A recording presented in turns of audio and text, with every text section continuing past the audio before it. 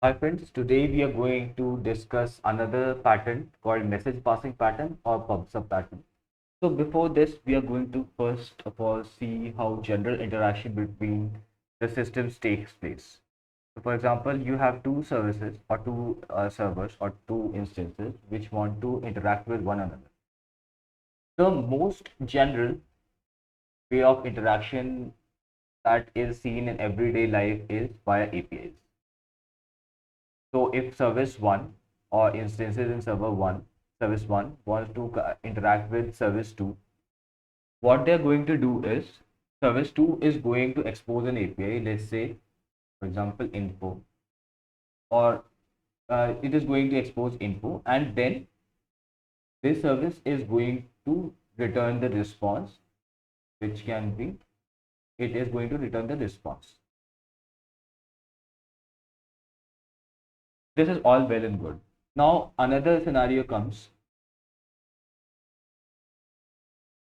where you want to interact with multiple services or you want to send information, particular information to multiple services. For example, if an order has been placed, multiple services want to know that when an order has been placed. So this is the email service which sends email to the customer. This is the SMS service which sends SMS to the customer that order has been placed. So to prevent this strong coupling between the services, what we do is we can have a producer service or publisher service which can just send the events that it wants to send to different services or a single service. It can just send an event to the messaging bus. This is called message bus. There are standard implementations of these messages bus, this message bus as softwares like RabbitMQ, MessageQ, and Kafka. So there are multiple other implementations also like ActiveMQ. So you don't have to implement messaging queue by yourself. You just have to write a code for your producer to send message to the messaging queue. Then you can write, there can be multiple consumers who want to take action on these events. They just have to read message from this queue and take their particular action. So if you want to send an email, you can start reading messages from this queue and you can send email, you can send SMS, you can send courier, you can take action on the courier assignment using messages from this queue. Also, if you want to write a new consumer, all that consumer has to do is, if you want to take action on a particular event, all that consumer has to do is it has to write a code to read messages or events from this queue and take its appropriate action. So there is no close coupling or hard coupling or there is no coupling between producers and consumers. All they have to adhere is producers have to produce messages in a single format, in a defined format which they have decided among themselves, and consumers have to start consuming the message using that contract, message contract. Or message contract is just the schema of the message that you're expecting to consume. So if any producer, if any service, any other service wants to produce the same type of event, what it can do, it can just produce message to this service or this message queue, and then consumers are going to take action on it. So this way, your producers and consumers are decoupled. In the previous example, they were coupled with one another, but you can easily send any change in the producer as long as the message format or message schema is adhered to. And similarly, you can change any implementation in the consumer side, and as long as it is consuming the message. So these are called consumers or subscribers. These are called producers. or publishers. So that's why from publisher it got the name pub, and from subscriber it got the name sub. So this is called pub sub model, pub sub pattern, design pattern. So what are the advantages of this pattern is, first, it has loose coupling.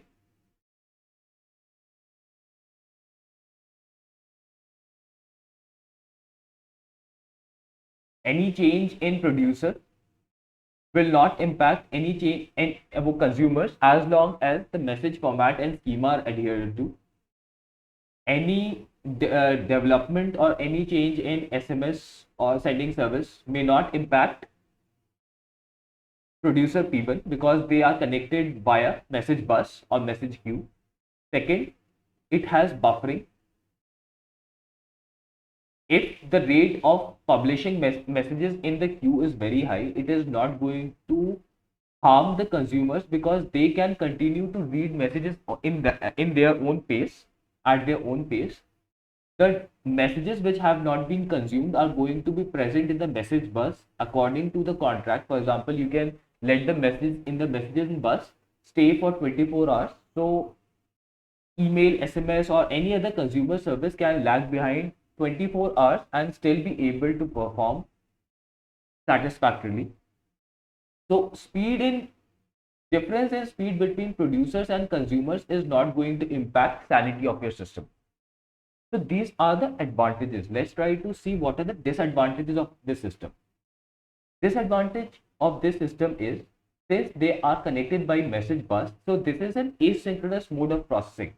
So for example, if you have a producer which, for example, let's say you want to, a client is calling via its mobile application to service S1, and service S1 wants to take multiple actions.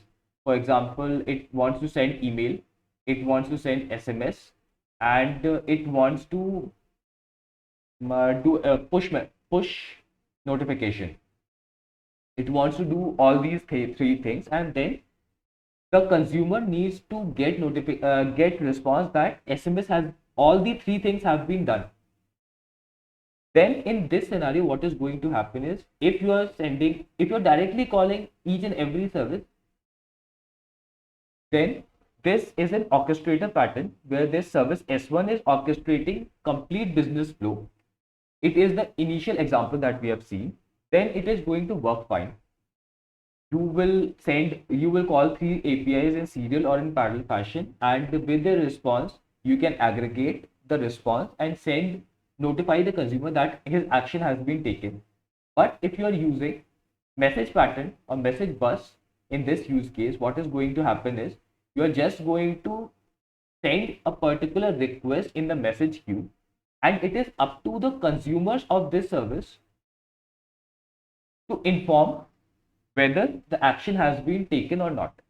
It is up to the speed of their consumers to consume this message.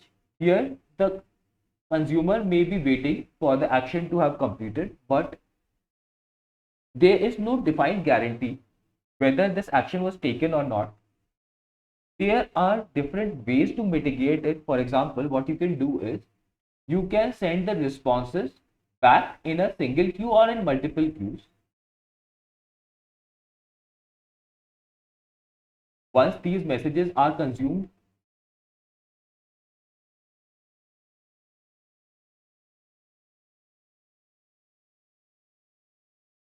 so the flow of an application in this case can be, your request comes here, then you send the message to message bus. It is processed as per the speed of the consumers. Then message goes to consumers when they pick the message from the messaging bus.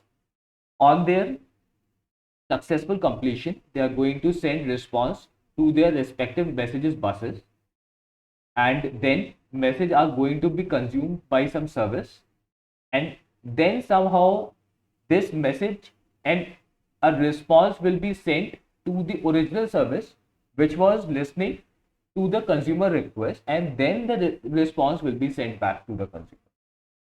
So here you can see we have overcomplicated our system. Though we have introduced, it can be beneficial in some cases where having asynchronous processing is a very must requirement, but it can complicate the system and it can basically